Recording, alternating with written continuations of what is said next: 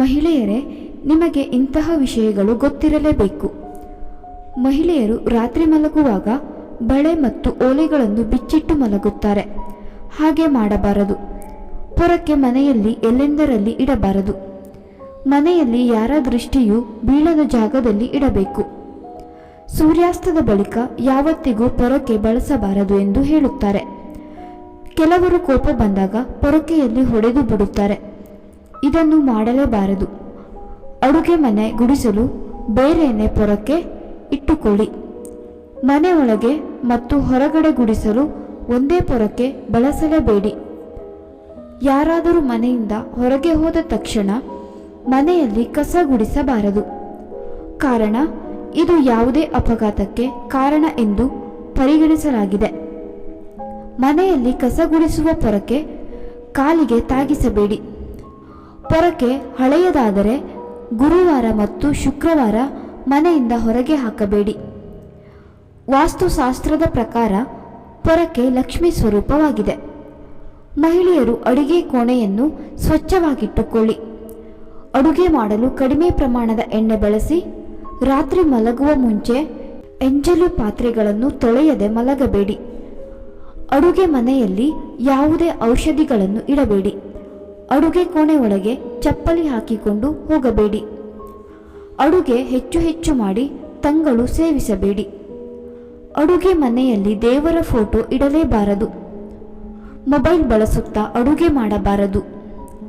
ಮಹಿಳೆಯರು ಕೂದಲು ಬಿಟ್ಟುಕೊಂಡು ಅಡುಗೆ ಮಾಡುವುದನ್ನು ಮಾಡಲೇಬೇಡಿ. ಇದರಿಂದ ಅಡುಗೆ ಮನೆಯಲ್ಲಿ ಕೂದಲು ಸೇರುವ ಸಾಧ್ಯತೆ ಹೆಚ್ಚು. ಮಹಿಳೆಯರು ರಾತ್ರಿ ಮಲಗುವಾಗ ಯಾವುದೇ ಕಾರಣಕ್ಕೂ ಟೈಟ್ ಬ್ರಾ ಧರಿಸಬೇಡಿ. ಇದರಿಂದ ರಕ್ತದ ಹರಿವು ಸರಾಗವಾಗಿ ಆಗುವುದಿಲ್ಲ.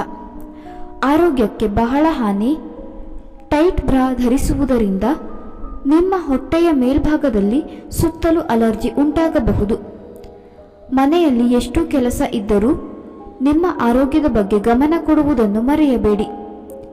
ಅತಿಯಾಗಿ ಮೇಕಪ್ ಮಾಡುವುದು ಇಲ್ಲವೇ ಏನು ಕೇರ್ ಮಾಡಿಕೊಳ್ಳದೆ ಇರುವುದು ಎರಡೂ ತಪ್ಪು. ನ್ಯಾಚುರಲ್ ಆಗಿ ನಿಮ್ಮ ಸ್ಕಿನ್ಗೆ ಬೇಕಾದ ಸೌಂದರ್ಯವರ್ಧಕಗಳನ್ನು ಬಳಸಿಕೊಳ್ಳಿ. ಮಹಿಳೆಯರು ಟೈಟ್ ಬಟ್ಟೆ ಮತ್ತು ಅರ್ಧ ಬಟ್ಟೆ ಧರಿಸುವುದನ್ನು ಬಿಟ್ಟು ಮೈತುಂಬ ಬಟ್ಟೆ ಧರಿಸಿ ಕೂದಲು ಬಾಚುವಾಗ ಒಂದು ಕಡೆ ಕುಳಿತುಕೊಂಡು ಬಾಚಿ.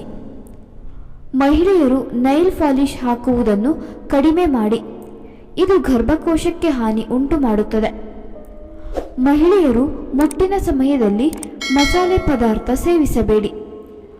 ಋತುಚಕ್ರದ ಸಮಯದಲ್ಲಿ ಯೋನಿಯು ಸೂಕ್ಷ್ಮವಾಗಿರುತ್ತದೆ ಮತ್ತು ಅದನ್ನು ಅತಿಯಾಗಿ ತೊಳೆಯುವುದರಿಂದ ಯೋನಿಯಲ್ಲಿರುವ ಸೂಕ್ಷ್ಮ ಜೀವಿಯ ಮಟ್ಟವನ್ನು ಕಡಿಮೆ ಮಾಡಬಹುದು. ಋತುಚಕ್ರದ ಸಮಯದಲ್ಲಿ ಹೊರಬರುವ ರಕ್ತವು ಹಾನಿಕಾರಕವಾಗಿದೆ. ಆದ್ದರಿಂದ ಆದಷ್ಟು ಕ್ಲೀನ್ ಆಗಿರುವುದು ಮುಖ್ಯ. ಪ್ಯಾಡನ್ನು 4 ರಿಂದ 6 ಗಂಟೆಗಳಿಗೊಮ್ಮೆ ಬದಲಾಯಿಸಿಕೊಳ್ಳಿ. ಪೀರಿಯಡ್ ಸಮಯದಲ್ಲಿ ದಿನವಿಡೀ ಹಾಸಿಗೆಯಲ್ಲಿ ಮಲಗಬೇಡಿ.